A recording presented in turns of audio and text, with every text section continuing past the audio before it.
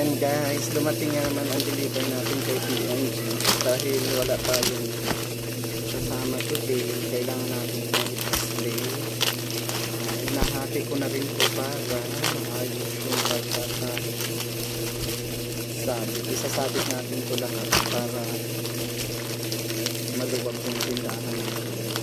Hindi lang ulit ako nag-update ang aking video. So, ito na.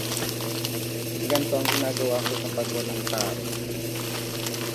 Wala akong kasama today kasi yung dalawang tao ko may sakit. Kaya lahat ng gawain ako ang gumagawa. Mag-display, mag-receive ng deliver.